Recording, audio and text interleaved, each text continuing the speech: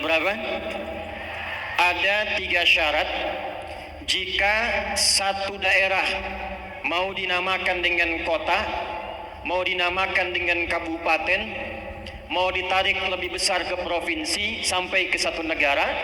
Jika ingin maju, 1. Jika ingin makmur, 2. Jika ingin sejahtera, 3. Semua lapisan masyarakat yang ada di situ, maka syaratnya 3.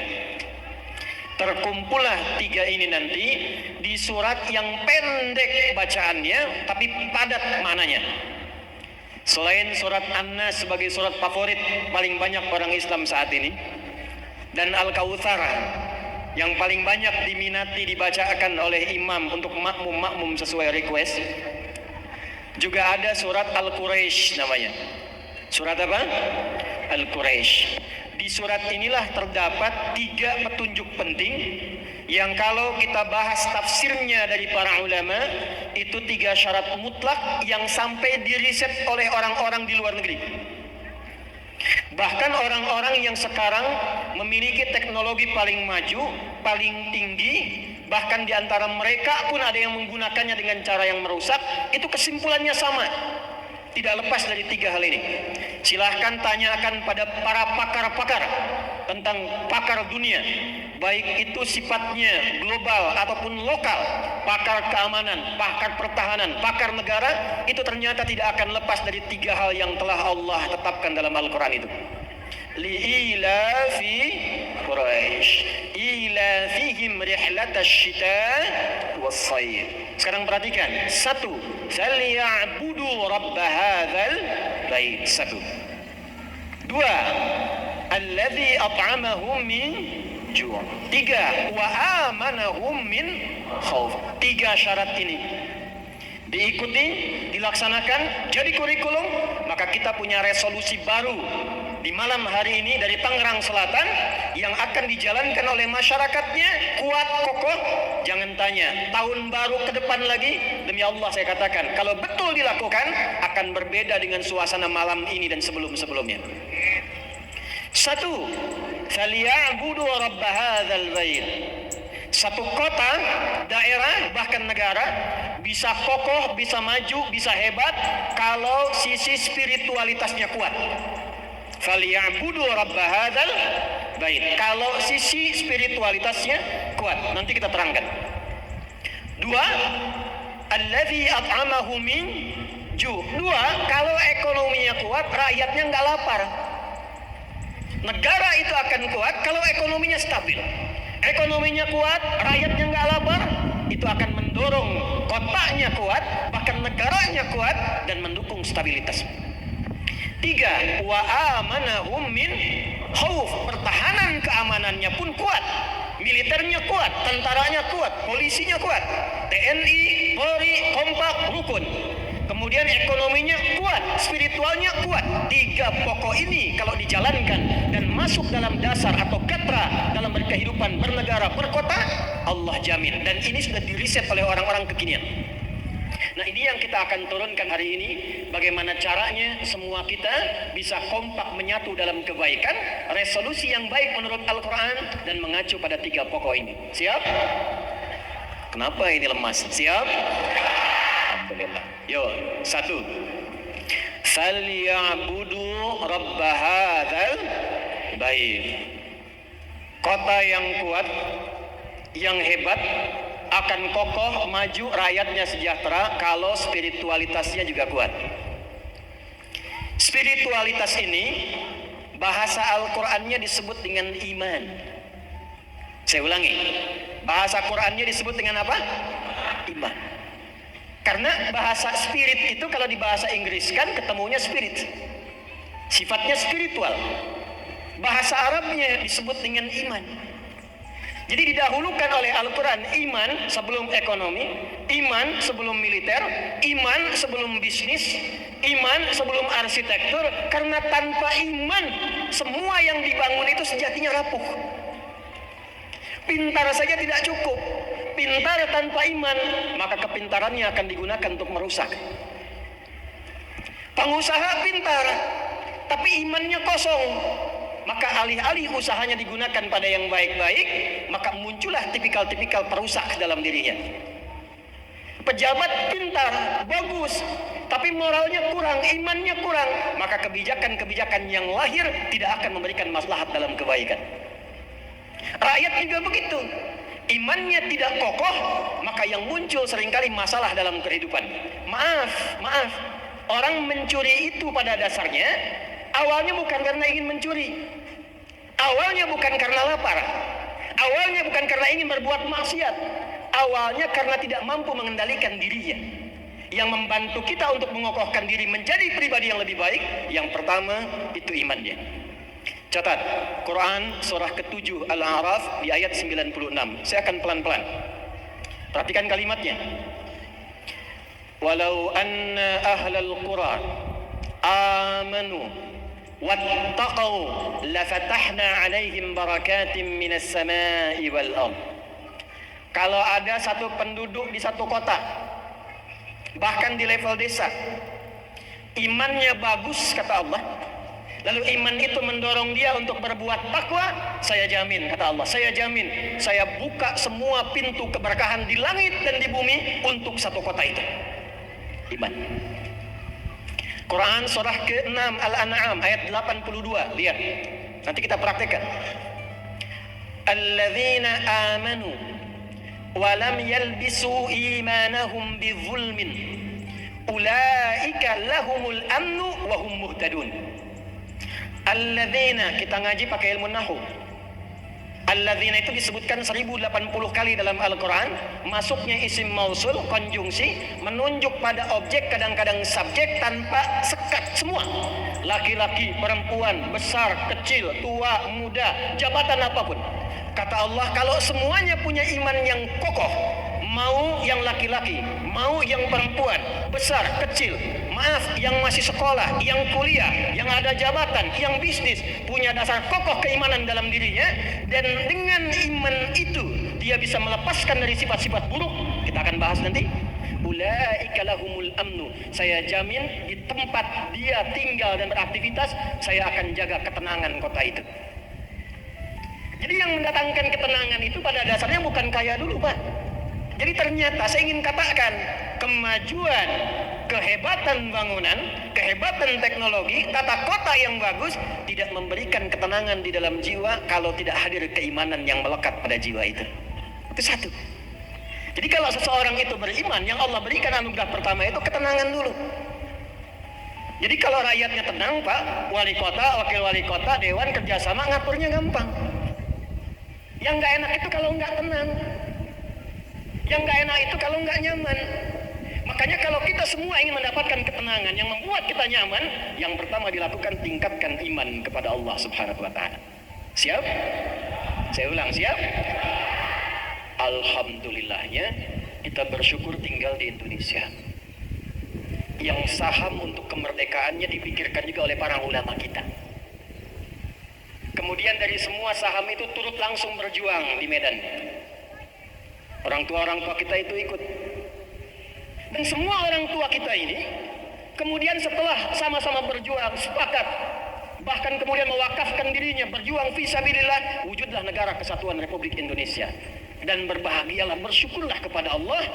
Dasar pertama bernegara, berbangsa ini, dasarnya adalah spiritual. Yang Amerika nggak punya, Inggris nggak punya. Coba lihat, Jepang nggak punya. Yang maju-maju itu nggak punya, kita punya. Apa dasar negara kita? Tunggu. Pasal 29 ayat pertama. Negara berdasar atas ketuhanan yang Maha Esa. Baru dibawa kepada dasar bernegara yang 5 disebut dengan Pancasila itu. Sila pertama apa? Ketuhanan yang Maha Esa. Ketuhanan yang Maha Esa itu bahasa kitanya orang Islam, la ilaha illallah, qul huwallahu. Kalau orang sudah mengatakan la ilaha illallah, maka bahasa Qur'annya alladzina amanu, beriman dia.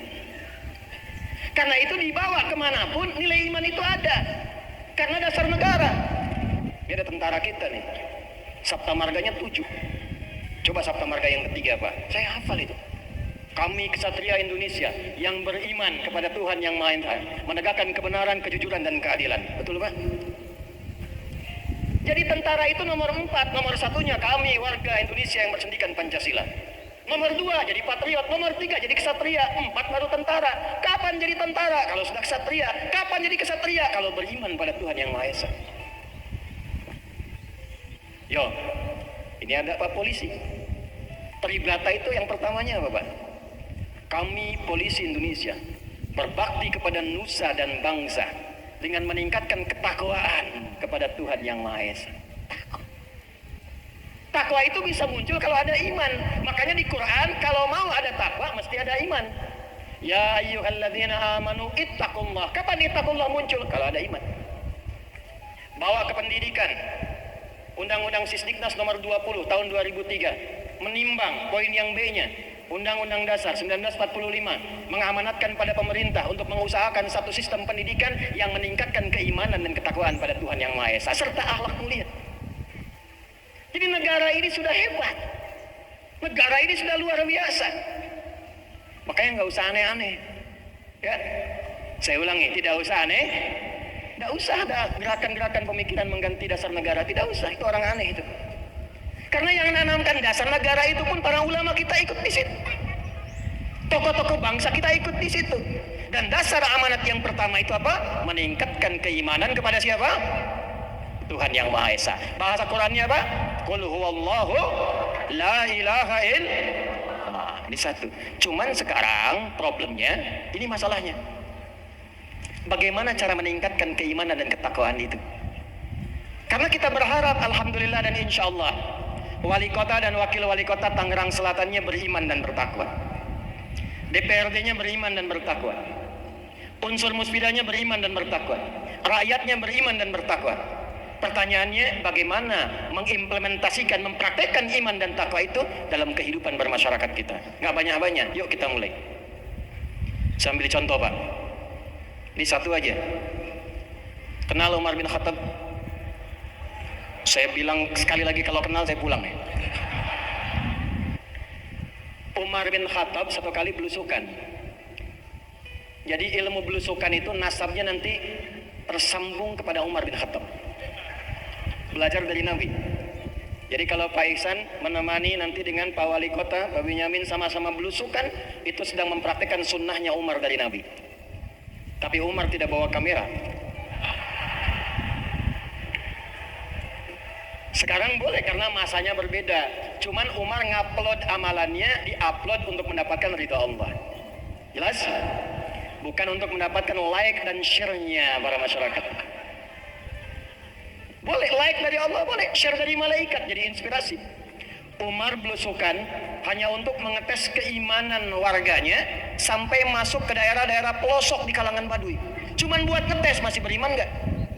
Sebab Umar paham kalau nanti ada masalah di iman, pasti ini desa saya bermasalah, pasti kota saya bermasalah, pasti akan ada tindakan kriminal yang tidak mudah diselesaikan. Tuh Umar.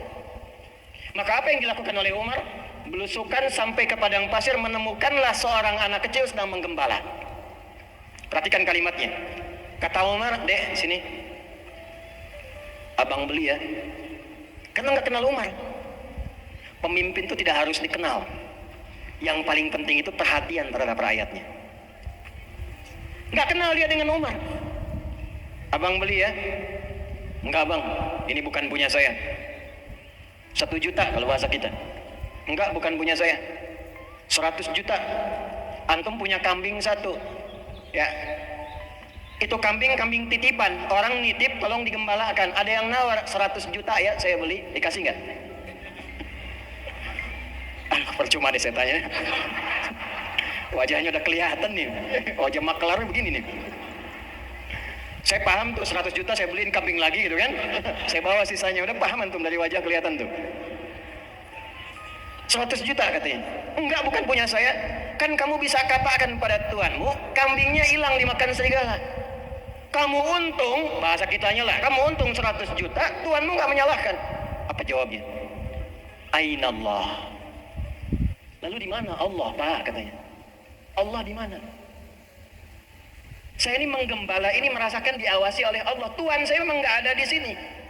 Tapi yang Maha Kuasa mengawasi setiap pergerakan saya. Fa'in Allah. Maka seketika Umar menangis sekaligus bersyukur pada Allah Subhanahu wa taala. Kalau semua rakyatnya seperti ini dan merasakan diawasi oleh Allah Subhanahu wa taala, demi Allah saya katakan, Pak polisi tugasnya nyaman betul tuh.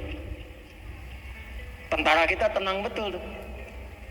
Sebab tidak akan pernah ada orang masuk ke masjid keluar tertukar sendal, mustahil. Karena dia merasa diawasi oleh Allah. Begitu mau keluar pakai sendal yang salah, dia merasa Allah sedang memperhatikannya. Ya Allah, enggak jadi. Kalau sedang bekerja akan korupsi, ada tawaran dan dia ingat Allah, itu mustahil dia bisa korupsi. Sekarang orang korupsi itu bukan kurang kaya, Pak. Silakan cek. Kebanyakan yang ditangkap KPK itu orang miskin, orang kaya. Orang pintar, orang bodoh. Yang kurang apanya? Yang kurang imannya, yang kurang moralnya. Jadi saat mencuri itu, saat mengambil itu, bukan karena tidak punya uang, tapi kekurangan moral. Iman itu yang akan menjaga pemiliknya supaya menjauh dari nilai-nilai keburukan. Jadi mustahil ada orang menipu. Mustahil ada maklar kemudian mengambil sesuatu yang tidak dibenarkan. Iman. Pejabat juga begitu. Umar bin Abdul Aziz kedatangan saudaranya, sepupunya atau keponakannya. Masuk ke rumah dinas. Begitu masuk ke rumah dinas, Umar nanya, bin Abdul Aziz, kamu masuk ada keperluan? Iya. Keperluan pribadi atau keperluan sebagai rakyat? Keperluan pribadi katanya. Begitu keperluan pribadi, dimatikan lampu-lampunya, dinyalakan lilin dari koreknya sendiri. Sepupunya tanya, kenapa langsung dimatikan? Karena ini fasilitas negara, sedangkan engkau datang dengan keperluan pribadi. Aku tidak ingin dihisab di hadapan Allah karena menggunakan anggaran negara untuk keperluan pribadi. Umar bin Abdul Aziz. Kalau masih ada sekarang, itu mobil-mobil dinas itu tertib. Bung Hatta dulu begitu. Tanyakan pada putri beliau yang masih hidup sekarang. Putrinya sedang kuliah, ingin konsultasi kepada bapaknya, ditawari kertas kopnya, kop dari negara di KBRI, pengen dikirim ke bapaknya. Bapaknya memberikan nasihat, kalau keperluan pribadi jangan menggunakan kop dari KBRI, jangan pakai fasilitas negara. Bung Hatta. Nah kalau semua beriman, semua kemudian mendapatkan nilai-nilai kebaikan seperti itu, maka insya Allah terjagalah ketentraman dalam kehidupan kita. Masya Allah. Perhatikan petunjuk nabinya. Di sini semua umat Rasulullah ingin ikut Rasulullah, ingin dicintai Rasulullah. Perhatikan petunjuk satu dari Nabi. Hadisnya hadis Muslim. Catat di Sahih Muslim nomor hadis 1855. Cari kalau punya kitabnya. Rawinya namanya Auf bin Malik al-Ashja'i, menyampaikan riwayat dari Nabi SAW. Perhatikan, ini sifat pemimpin dan rakyat yang beriman. Khiyaru a'immatikum, khiyaru a'immatikum, pemimpin-pemimpin kalian yang terbaik itu, wali kota yang terbaik itu, wakil wali kota yang terbaik itu, DPRD-nya yang terbaik itu, dari pimpinan kodimnya yang terbaik, komandannya, kapolresnya yang terbaik itu. Apa sifatnya kata Rasulullah? Alladzina tuhibbunahum wa yuhibbunakum. Adalah pemimpin-pemimpin yang saling mencintai dengan rakyatnya. Satu. Jadi kalau sudah kita merasakan iman, dibimbing oleh Nabi. Kalau sudah menyatu, ada yang mimpin, antum yang dipimpin, antum yang berusaha, antum yang di atas punya kebijakan, yang di bawah menjalankan. Sifat pertama karena ada iman itu bersifat saling mencintai. Kalau tidak kompak, tidak ada rasa cinta, jangan pernah menambahkan kemajuan dan ketenangan. Bagaimana pimpinan bisa mengatur kalau antum sendiri nggak cinta pimpinannya?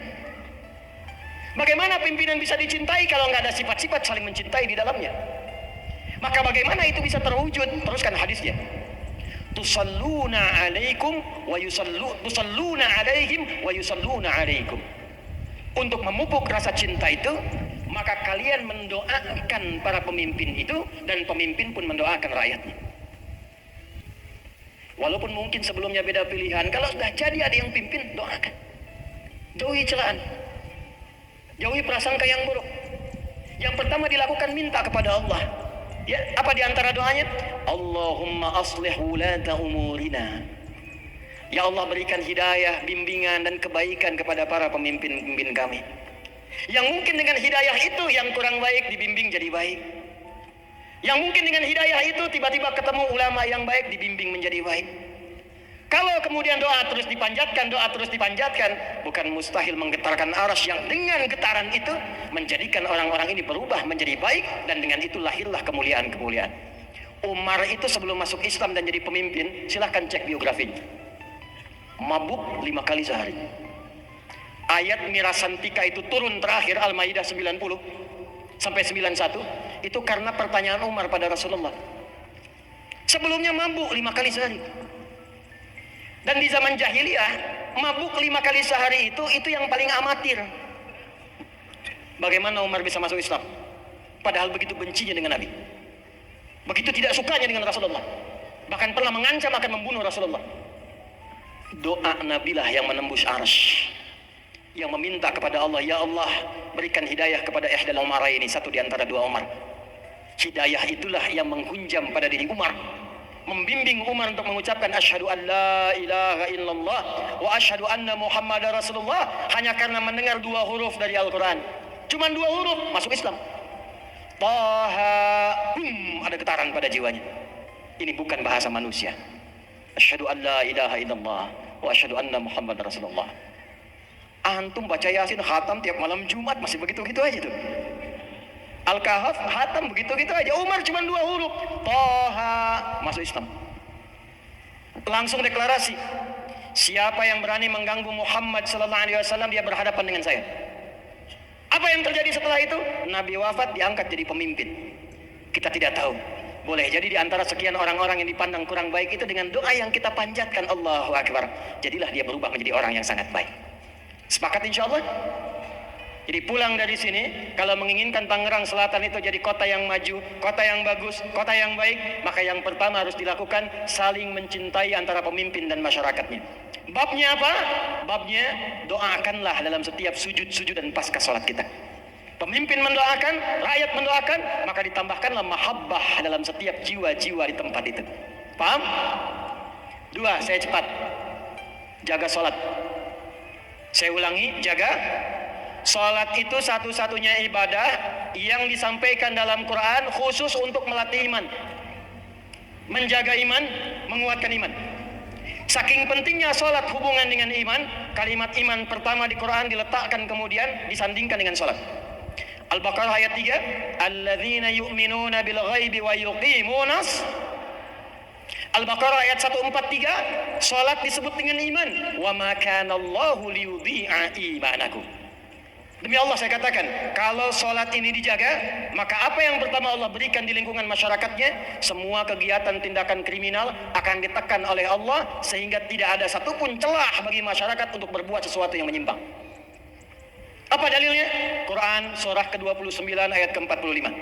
Itulah sebabnya amalan pertama yang Allah turunkan pada Rasulullah bukan zakat, bukan puasa, bukan haji, untuk merubah kegiatan dan sifat jahiliyah menjadi khairul ummah, menghilangkan perampokan, menghilangkan pembegalan, menghilangkan perzinahan, menghilangkan kriminalitas. Ibadah pertama yang Allah perintahkan salat. Innas salata tanha 'anil fahsya wal Enggak ada keburukan kecuali sumbernya 2. 1, fahsya, keburukan yang bersumber dari syahwat. Maaf, zina, selingkuh, LGBT, homoseksual, lesbian, pornografi, porno aksi, kata-kata jorok, kotor, itu fahsya. Kalau sholatnya dijaga, itu hilang dengan sendirinya. Saya ulang, kalau sholatnya dijaga, itu hilang dengan sendirinya. Karena sholat itu amalan untuk mengaktifkan iman. Jadi kalau antum mau mengaktifkan handphone kan dipencet dulu ya, turn on, keluar kan, tik, keluar sinyal kan. Nah kalau di dalam pribadi iman gitu, supaya keluar sinyal imannya, bagaimana cara mengkliknya? Sholat. Jadi kalau kita tunaikan sholat, Allahu Akbar, iman sinyal muncul. Makanya panggilan sholat itu sama dengan panggilan iman. Al-Anfal ayat kedua, innamal mu'minuna alladzina idza dzukirallahu wajilat. Orang beriman itu kata Allah gampang ngeceknya. Kalau dipanggil mendengar nama Allah, kalau dia dengar nama Allah, ada getaran dalam hatinya. Kapan diperdengarkan nama Allah? 5 kali dalam sehari. Subuh, zuhur, asar, maghrib, isya. Setiap pergantian waktu diperdengarkan nama Allah. Allahu Akbar, Allahu Akbar. Sudah adzan, ada konfirmasi. Kalau nggak ada iman, nggak akan peduli. Allahu Akbar, Allahu Akbar. Suara apa nih? Gede banget suaranya, kecilin dong. Itu nggak ada iman. Tapi kalau kita pengen ngecek iman, dipanggil sholat, iman muncul. Kalau pengen ngecek imannya sedang kuat atau lemah, gampang. Subuh besok jam berapa? Saya ulang, subuh besok jam berapa? 4:45 misal. Waktu wilayah Tangerang Selatan. Kalau antum dipanggil 4:45, Anda dipanggil dari masjid. Allahu Akbar, Allahu Akbar. Ibu bangun, sudah adzan nih, langsung wudu, siap sholat. Itu iman ibu standar. Kuat tidak, lemah tidak. Standar. Karena merespon pas dipanggil. Di kota jam masuk jam 7, datang jam 7, standar kan? Standar. Tapi bapak, Allahu Akbar, Allahu Akbar, 4:45, jam 4 sudah bangun. Sebelum dipanggil sudah siap-siap. Sudah menyiapkan diri, tahajud sebelumnya, istighfar sebelumnya, iman kuat. Demi Allah Pak, kalau masyarakat Tangerang Selatan yang muslim-muslimnya ini, sholat subuhnya terjaga, sebelum azan sudah datang ke masjid, demi Allah saya katakan, punya kegiatan 40 hari aja, jamaah di masjid. 40 hari aja, jamaah. Setelah itu terserah. 40 hari, kalau bisa subuh dan isya sekaligus. Subuh. Jaga subuhnya dulu. Kalau antum bisa subuh konsisten di masjid 40 hari aja, antum akan berubah jadi orang baik. Kriminal akan berkurang. Itu sudah diriset, sudah dibuktikan. Gak percaya silakan. 2, saya cepat, mungkar. Mungkar itu keburukan yang diingkari oleh hati. Sumbernya nafsu perut dan akal. Maaf, mencuri, mungkar. Merampok, mungkar. Korupsi, mungkar. Bahkan sampai tingkat tertinggi, membunuh, berzina, dosa besar, itu mungkar. Membunuh, mungkar. Saya tanya sekarang, pembegalan itu, perampokan masih sering terjadi tidak? Korupsi sering terjadi tidak? Pembunuhan? Saya paling kesal luar biasa. Saya ini Pak Ibu, mau tidur saya baca Quran, baca berita, itu minimal 5 yang saya baca, 5 portal. Plus yang luar negeri. Kemudian bangun tidur pun setelah Quran dan sebagainya, saya baca lagi tuh. Tiap hari saya baca. Silahkan cek kalau nggak percaya. Portal berita manapun. Sekarang 85% beritanya isinya kriminal semua. Mungkar ini tidak akan muncul kalau kita menunaikan sholat. Berarti yang masalah keimanannya. Bukan masalah kurang uang. Bukan masalah kurang hebat. Bukan masalah kurang kuat. Kurang moral, kurang iman. Ini yang perlu kita bangkitkan sekarang ini. Karena itu saya ajak semuanya. Siap insya Allah? Siap insya Allah? Jadi tinggal dilihat tuh iman kita dipertaruhkan. Urusan mata diatur, lisan diatur, kaki diatur. Kalau ini kita praktekkan dengan keimanan yang benar, tentram kehidupan masyarakat. Makmur. Tinggal masuk bab berikutnya. 1, maaf Pak. Alladzi at'amahum min, jangan sampai rakyat lapar. Saya ulang, jangan sampai rakyat lapar. Sebab kalau sudah lapar, setan mudah provokasinya. Apalagi kalau sudah lapar, iman gak kuat, itu paling bahaya. Didrokin, doktrin cepat. Sekalipun pakai agama, itu paling cepat. Kata Nabi, kelak di hari kiamat, itu akan datang orang yang dihisab. Ini di hadis Muslim nih, riwayat Abu Hurairah. Saat dihisab itu ternyata kelihatan rajin sholat, rajin puasa, rajin zakat. Tapi saat yang bersamaan yang mengagetkan, dia membawa dosa yang suka mencela. Qadzafa hadza, suka menuduh. Wa daraba hadza, senang berselisih. Ini yang paling saya garis bawahi. Wasafaka dama hadza, bahkan ada yang menumpahkan darah membawa nama imannya. Allahu Akbar, tembak. Allahu Akbar, bom sini. Maaf saya tanya, kejadian nggak sekarang? Hati-hati. Nabi udah ingatkan jauh-jauh hari. Itu orang yang terlibat pada tindakan demikian, ini mesti diviralkan hadis ini supaya sadar.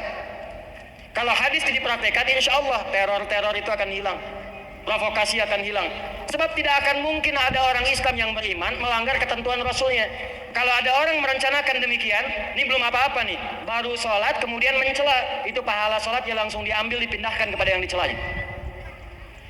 Apalagi melakukan tindakan yang lebih dahsyat. menembak, membunuh, membom, dan mengatasnamakan nama Allah. Allahu Akbar, tembak, Allahu Akbar, bom. Itu luar biasa dosanya. Pindah ke surat An-Nisa di ayat 93. Wa may yaqtul mu'minan muta'ammida fajaza'uhu jahannam khalidan fiha wa ghadiba Allahu 'alaihi wa la'anahu wa a'adda lahu 'adzaban 'azima. Maaf. Kalau ada orang sengaja merencanakan pembunuhan, hati-hati. Ancaman pasalnya tinggi. Sengaja, apalagi korbannya beriman, maka dia akan ditempatkan kalau tidak tobat di kafling neraka jahanam. Kekal tidak keluar. Allah murka kepadanya, dilaknat ia, dan dijanjikan mendapatkan siksa yang berlipat. Udah masuk neraka jahanam itu sudah berlipat, disiksanya berlipat lagi. Tapi ada yang terjadi itu. Masuknya lewat mana? Lewat doktrin. Kapan itu masuk? Karena lapar. Kebanyakan kejahatan terjadi itu asalnya adalah lapar, tuntutan ekonomi. Maka amanat dari Al-Quran, setiap kota, setiap tempat, kabupaten, negara, jangan sampai terjadi rahmatnya lapar. Kalau lapar mudah diprovokasi, lapar mudah didoktrin, sehingga timbullah banyak kekacauan di tempat itu. Maka bagaimana caranya, Pak? Islam tidak hanya menyoal tapi mendatangkan solusi. Maka turunlah kemudian ayat-ayat tentang penguatan ekonomi. Pertama, zakat. Khudz min amwalihim sedekah. Orang-orang kaya yang muslim kata Quran mesti sadar zakat. Bagaimana menyadarkan mereka? Pemerintah turut andil di sini. Bikin peraturan, sekarang ada basnasnya. Tapi bikin hukum yang mengikat supaya zakatnya bisa keluar. Nah, cara menarik zakat dan menyalurkan zakatnya pun mesti benar. Ini poinnya nih. Nanti saya berikan rahasia bagaimana cara meminta kalau sedang merasakan kekurangan. Caranya bagaimana? Kata Nabi, khudz min aghniyaihim wa turaddu ala fuqaraihim. Tu'khadhu min aghniyaihim, data Tangerang Selatan. Berapa mustahiknya? Kalkulasikan berapa zakatnya dapat didapatkan. Setelah itu apa? Kumpulkan mitigasi wilayahnya Tangerang Selatan. Wa turaddu ala fuqaraihim, himnya Tangerang Selatan. Jadi fokuskan dulu zakatnya wilayah Tangerang Selatan, lebihnya baru setorkan ke pusat. Jangan sampai dikumpulkan di Tangerang Selatan dapat 5 miliar, disetorkan ke pusat. Ini butuh, ngajukan 1 miliar, dapat cuma 500 juta. Selesaikan dulu di sini, mitigasikan. Ini kota Tangerang Selatan berapa kecamatan? Berapa yang dibutuhkan di sini? Berapa yang diperlukan ini? Apa yang dibutuhkan di sini? Dari 8 golongan, berapa fakirnya? Berapa miskinnya? Berapa orang yang terlilit utang? Berapa madrasah yang belum dibangun? Berapa orang-orang yang butuh beasiswa? Dipetakan semuanya, dialirkan sesuai kebutuhannya, nyampe. Terakhir yang ketiga dan kita akan tutup, kita support TNI Polri-nya. Wa amanahum min. Karena itu TNI dan Polri mesti manunggal bersama rakyat dan harus dekat dengan ulama. Jangan dipisahkan. Dan kita mesti jaga, jangan sampai diadu-adu nih. TNI dengan Polri diadu, TNI Polri diadu dengan masyarakat. Kita mesti jaga, kokohkan. Tolong ingat-ingat perjuangan orang tua kita dulu. Siapa yang berkorban sebelum ada seragam itu, dengan darah, keringat, air mata, dengan teriakan Allahu Akbar. Jadi jangan biarkan peluang orang-orang ingin mengacau itu hadir dalam kehidupan kita. Kita bantu kuatkan, jaga keamanan, dan didoakan bapak-bapak ini supaya amanah dalam tugasnya. Karena dihisab dengan seragamnya. Dihisab dengan seragamnya. Kalau sudah polisinya beriman, rakyatnya pun gak usah takut dan gak akan melanggar. Ini lalu lintas sudah ketakutan. Lihat ada polisi, wish, prit, berhenti, motor berhentikan. Kenapa Pak? SIM ada? Ada. STNK? Ada. Tahu ada lampu merah di situ? Tahu Pak. Kenapa masih melanggar? Saya nggak tahu, ada Bapak. Saya bingung kalau di jalan orang lihat polisi itu udah ketakutan sendiri gitu. Kayak orang jatuh cinta, deg-degan tidak karuan tuh. Kalau semua pakai iman nyaman, kalau salah ya katakan salah. Jadi kalau kitanya jujur, kitanya pakai iman, Allah juga gerakkan dengan nilai-nilai keimanan. Itu yang kemudian kita dorong dengan doa.